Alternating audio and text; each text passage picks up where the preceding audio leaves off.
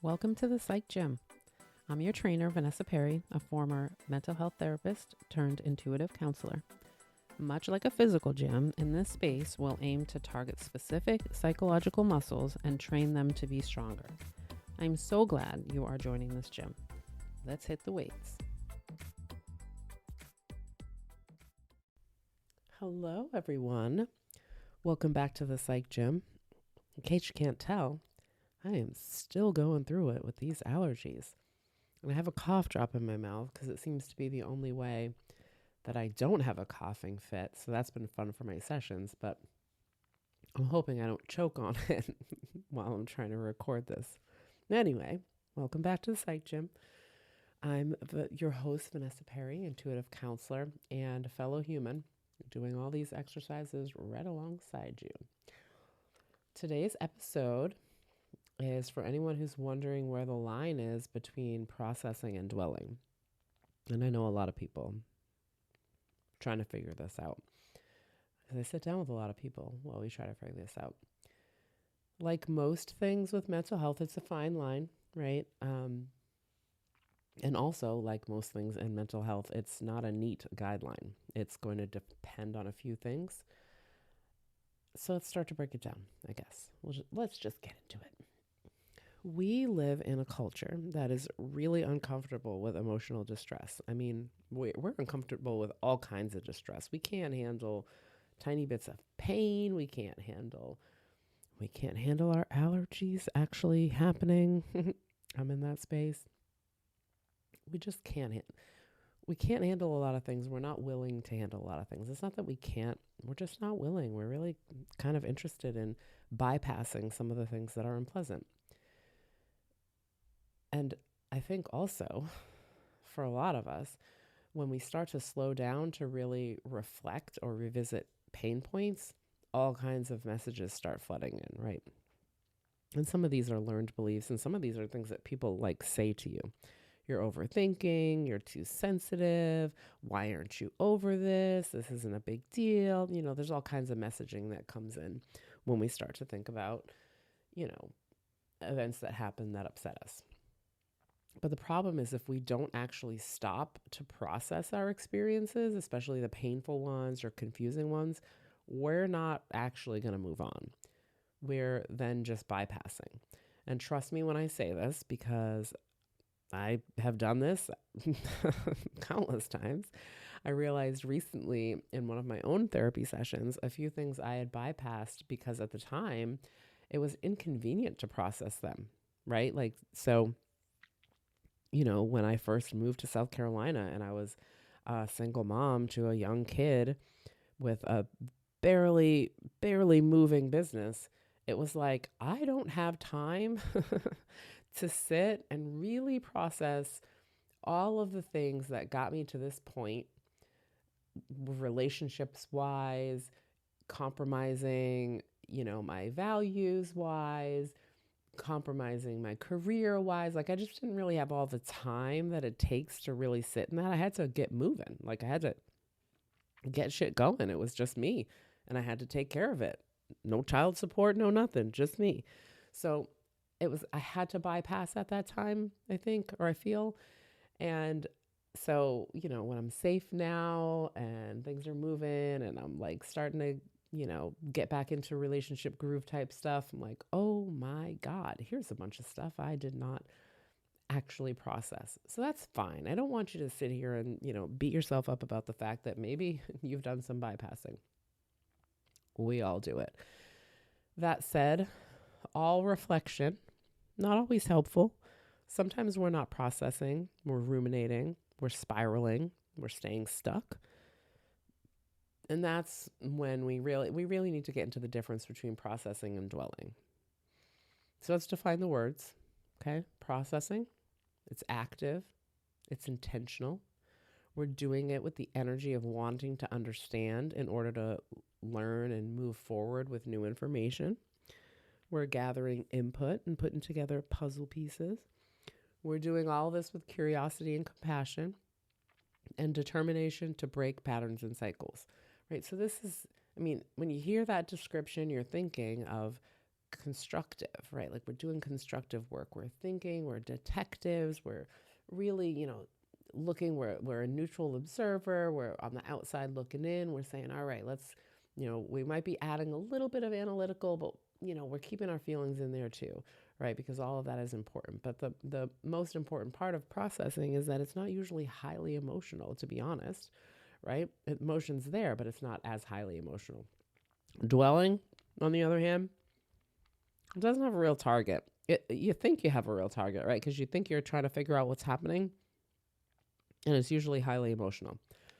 I also call it problem pointing, where we stay stuck in the story of what went wrong as a spectator versus a detective, right? So before, when I was talking about processing, and I was talking about what I guess you could call a spectator, right, of an observer, there's a different tone to it when we're dwelling, right? There's that emotional energy of, we're looking at it and we're dissecting it and we're just noticing everything and we're calling everything out. That's not really the same as kind of watching and observing and being curious. Making a little bit more sense. When we're dwelling, we're not moving forward, that's for sure. And we're also letting unhelpful emotions take over. When we dwell, we're usually thinking of pain or anger, shame, and we're usually looping through all of these emotions. So how can you tell the difference, right? That's what we're here for, Vanessa. Just tell us, man, so we can figure this out. So here's some clues. First, you are seeing your feelings and dynamics, not just narrating the events. That's a big deal, right? Because I notice when I'm ruminating, I just kind of go over like, and then this happened, and then that happened, and this is what was said, and this is the words that were happening, right? I'm just narrating the story over and over again. So instead of kind of pointing at what you or somebody else was doing, you're thinking about those root feelings. And let me tell you, a lot of people struggle with this because they don't even know enough feelings words. I'm upset or I'm angry. It's just not enough. We have to be saying things like, I feel abandoned or I feel insignificant. It changes the whole scope of what we're actually doing, right? Because if I'm just angry, I might feel like I need to calm down. If I feel insignificant, I really need to think about the things that make me feel important and the people around me and whether or not they help me feel important or if they make me feel small. And that's completely different when it comes to processing. One is helpful and one is going to keep us on the surface level of the emotions. So the focus is coming off of the easy targets. Here's what happened, and onto the deeper meanings, right? How does this feel? How does this affect me? What are the root causes of why this is triggering me so much? Another clue, you're seeing patterns and repetition or recognition. You put together that this may not be exactly the same event that happened, but the feelings are the same or similar. Maybe the actions leading up to it are too similar to ignore anymore. Hello, relationship patterns. a lot of us do this. You start to ask the right questions about your motivations for the actions you see repetition with. Right? So you're asking yourself, not just like, what was I doing? What was I thinking? But really, like, what was I doing? What was I thinking? What was I feeling? Or what do I think that if this happens every single time that I do this thing, whatever it is, we'll just go with the relationships. Every time I, get into a relationship, why am I overgiving right at the beginning? Because if I'm seeing that the overgiving creates a certain pattern in my relationships, then I need to figure out why I'm overgiving. Because that's the problem. The problem isn't that the takers are taking. The problem is that I'm overgiving. And so I need to take the focus off of the fact that I'm being used by a person and put the focus on how easily I'm serving myself up to be used. That's what we're talking about when we're talking about seeing our patterns and repetition or recognition. And again, it's not to shame ourselves. It's to really figure out how to get out of problem pointing and into problem solving. Sometimes you're just recognizing something you read about even, or a dynamic you've seen played out in front of you. But either way, you're just starting to really see total cycles for what they are and not for, the blame game type situation. Another clue is that there's some movement. This one to me is one that matters the most because discovery is good and all, but we also do discover things in our dwelling cycles too. The content is just different. Dwelling content drags us down, and processing content tends to propel us into something. It's not always clear or pointed in the moment, but you feel there is movement away from the event or cycle. It's hard to explain, but if you've ever felt that shift within you that comes from an internal epiphany, you get what I'm saying here, right? Where you're talking it through and you're like, oh, okay. And then you're like, oh, that's it. I understand it now. That even just that discovery and that moment of clarity feels like forward movement because it's something's clicking within you that it's not going to be the same again because I just found one of the most important clues that will stop this from happening in the future. That's even movement, right? True recognition feels like movement. Another clue could be that you feel compassion for yourself or for others. Nobody likes this one, but it's true. And compassion, it's kind of a strong word here. It's maybe more idealistic than what you want to focus on. It's just kind of, the lack of anger and blame. It's replaced by what may feel like wisdom from the inside of the actions or event that's not based in finger pointing. You start to kind of, again, understand. I understand how that could have happened.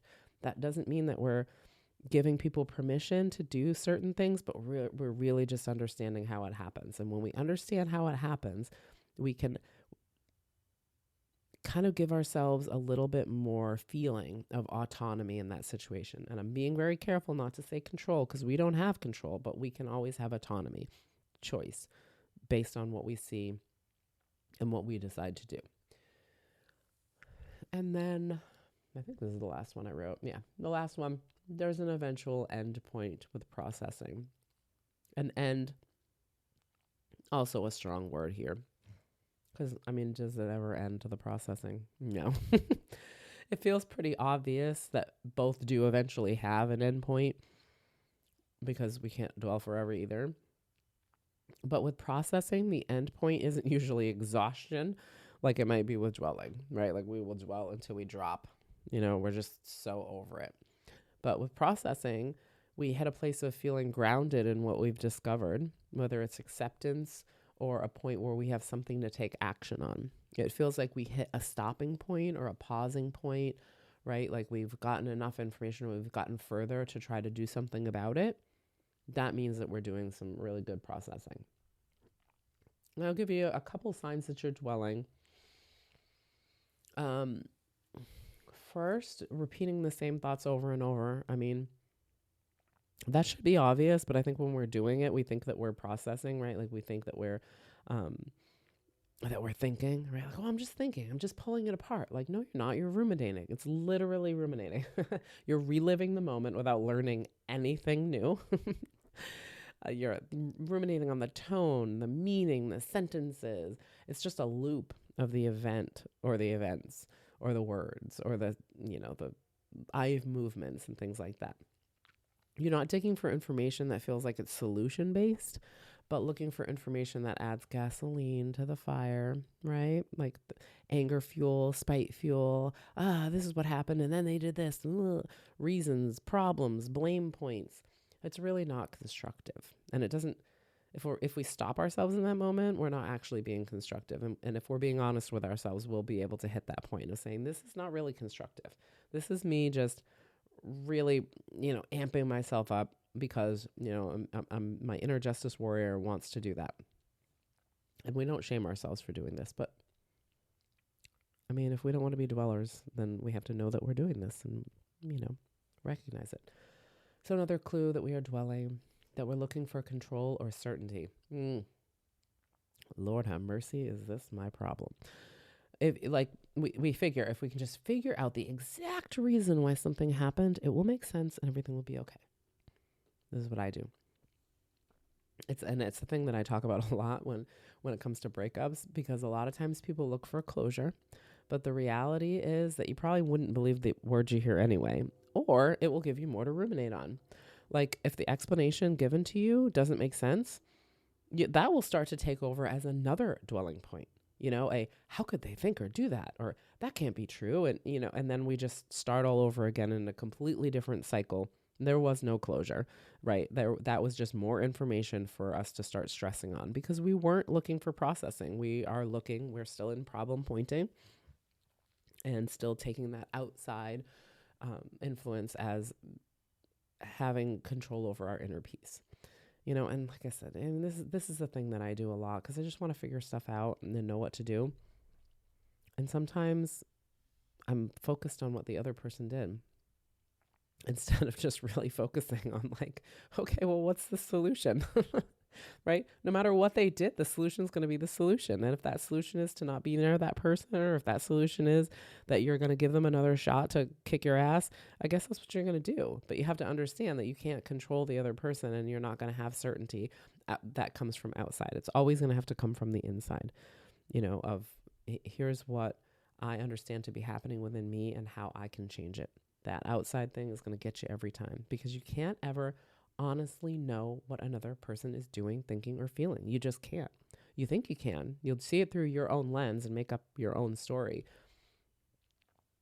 But you're never going to be able to do that. So you're always going to want to see for yourself what the event feels like for you and kind of take that apart in that way. What does it feel like for me? How do I want it to feel like? What does that need to look like in order for me to feel that way? So another clue that you are stuck in a dwelling cycle is that you get stuck in shame or blame. Problem pointing. Here it is. Again, we love this. We love this because we don't like it when it feels like it's our fault, right? Or sometimes people really love to shame themselves. They can be very self-deprecating and believe that they are the problem. But either way, that feels like solving the problem, right? Like, so if we can just figure it out, we can finger point it. We can point our finger at who is to blame. That will solve the problem. And when you say that out loud, how dumb that sounds, right? Like, that is not solving the problem, whatever. At all. You still have to know what to do with that information and or person in order to not have that thing happen again. And it's hardly ever going to be tell that person not to do it. Because if they don't feel what you feel, they're not likely to follow those instructions, right? So when we get stuck in that and that we're always thinking about who's doing that and who's doing what and who's to blame, we're dwelling, right? We're not really coming up with solutions, especially for ourselves, especially if the solution happens to be somebody else needs to do something. That is not problem solving for yourself. Right? That's taking somebody's inventory and deciding what they have to do in order to appease you. And they may not do that. So you cannot count on that. You cannot create outside certainty based on what you've decided is the right thing. Okay. And then the last clue that you might be dwelling is that you're feeling more anxious or hopeless the more that you think about this. The thing about, dwelling is that it doesn't really bring relief. It just brings more tension and anxiety. Processing tends to bring more grounding energy, not tension. If we get amped up from our thinking, we're often dwelling. We're not really in process because again, process is generally more, it's not that you don't have emotions in it, right? Because anger can come up when you think of something and you're like, this the fuck, right? But we're moving into like, okay, yes, that's how I feel about it, but I'm still going to examine how it got there and examine why I'm feeling the way that I'm feeling about it. What I need instead, looking at the situation and seeing if what I need is possible in that situation, and then making an action plan based on, those things that we've picked apart during that processing session. So here's the thing. Both processing and dwelling are attempts to cope with something. They're both totally natural, and we are absolutely allowed to do both of these things. Yes, you're allowed to dwell. Sometimes we can see dwelling as a moment of feeling the depths of how the event affected us. I am all for a fetal position day of what the fuck is happening to me. I have done these many times. I totally co-sign you doing that sometimes. It's allowed.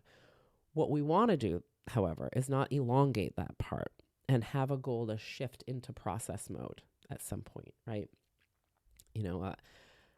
I will do that for myself a lot, just go, I'm just going to I did it the other day. I was in the hammock and I like literally closed in on myself like a cocoon. And I was like, you are going to sit here for an hour and you're going to like lament on how you feel and the things that you feel like you did that you didn't want to do. They were out of integrity.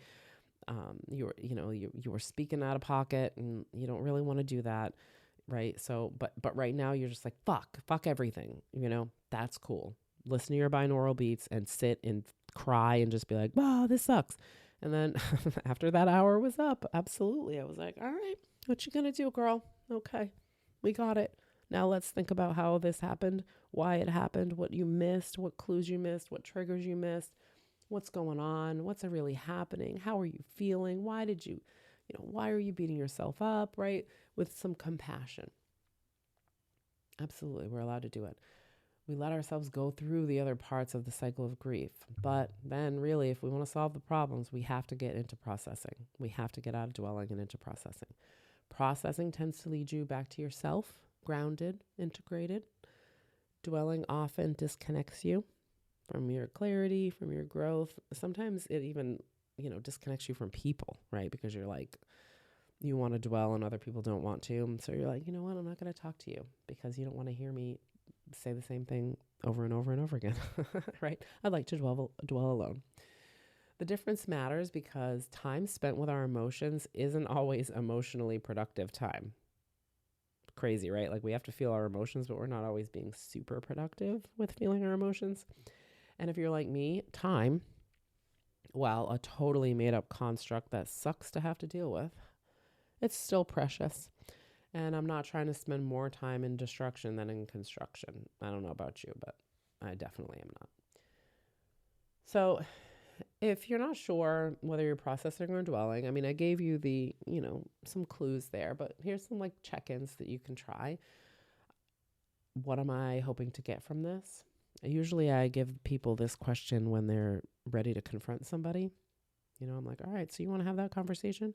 What are you hoping to get from this? Well, I'm just going to tell them how it is. Like, yeah, you're going to tell them how it is. They're going to agree with you and everything's going to be awesome, right? That's your goal. That's what you think is going to happen. Buckle up, man, because it's not likely. You already thought about it. They have already are not on your side. That's not what you're trying to do, right? Like that is what you're trying to get from it is control. We don't want to do that, right? So in this case, when we're talking about our rumination cycles, what am I hoping to get from this? If the answer is insight, real insight, that's our processing. If it's control or justice, maybe not. Maybe we're doing some dwelling. You also might want to set a little bit of a time container. Give yourself a certain amount of time to journal or, send voice memos, talk it out loud. Then take a break from it, right? Like I know sometimes you can't take a mental break from it, but if you go and you take, you go do something that has nothing to do with it, or even sometimes you have a phone call with somebody or you start to watch TV or something like that, it might still go around in your head, but it won't be in the forefront. You won't be sitting down and actually being in it. But sometimes setting that container gives you an ability to go all in and then, kind of check yourself out. Again, these are just kind of suggestions. One size doesn't fit all. Some of those things don't work. For me, 15 to 20 minutes is like, I don't do anything for 15 to 20 minutes, especially if I'm engrossed in it. So I get it if that one's like, maybe we don't do that one. You could also think about involving your body.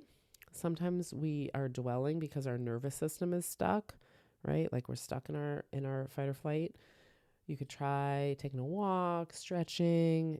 Sometimes I'll do some random yoga poses just to kind of, move my body around, shift my energy, some deep breathing, right? Just to intentionally shift your gears a bit. Movement and grounding are good ways to reset. And sometimes a reset brings us back to what's important. And it's a quick reminder to the nervous system, right? Like, hey, this is actually what you're trying to do, right? So you and your fight or flight, you don't actually like to be there. You actually like to be in a more grounded place. And so when we feel that, it can help us refocus on creating more of it sometimes. And, I'm just going to, one more time, we're going to talk about compassion. Bring it in. If your inner voice sounds like a critic, try asking what you would say to your child if it were them, or a friend, that if you wanted to help them move through something and not feel bad about it, what would you say? What would you do? Right? This is how we're deciding, if we're dwelling or if we're processing, but we don't have to be mean to ourselves about it. We can be kind. So the next time you find yourself going over that same memory or argument for the 100 millionth time, we can pause and ask ourselves, am I working through this, or am I just running around it with gasoline and matches? And I think of, it's Stone Temple Pilots. I think it's the video for Sex Type Thing. I can't really remember. It was like a million years ago. I was in high school, and I remember like there's a ring of fire and a girl in a chair sitting in it, and that's what that reminds me of. Just running around with like gasoline and matches in a circle is what happens when you're dwelling, and you just keep going and making sure that ring of fire stays going. That's dwelling to me. So there's no shame in either of this. I can't say it enough. We all do both, and depending on the situation, both might be called for. Right? Like I might need to honor my anger. And so I'm going to be doing a little bit of dwelling. I'm going to be doing a little venting and, arguing my point to myself out loud. But compassion also gets to sit at the table, right? So we can have both of these things. But recognizing the difference is where our power is it gives us our choice, right? To be able to say, okay, am I dwelling right now? Am I just going to, roll around on the floor and fucking feel on fire? Cool, man, I can do that. But I'm doing it with intention, and I know that I'm doing it. And that's very different than doing it and calling it processing, because you're not going to get what you need out of it. So I hope that helps. I hope it helps y'all see and notice when you're doing the moving forward work versus the wheels stuck, energy suck kind of dwelling. And if this episode hit something real for you, make sure you share it with someone who might need it too. Subscribe, whatnot, where to find me if you would like some help with this process. So as always, take care of yourselves, and thank you for letting me be your guide today. Thanks for listening. To learn more about what I do and how to work with me, head to thepsychgym.com to check it out. Keep lifting, y'all. It's worth it.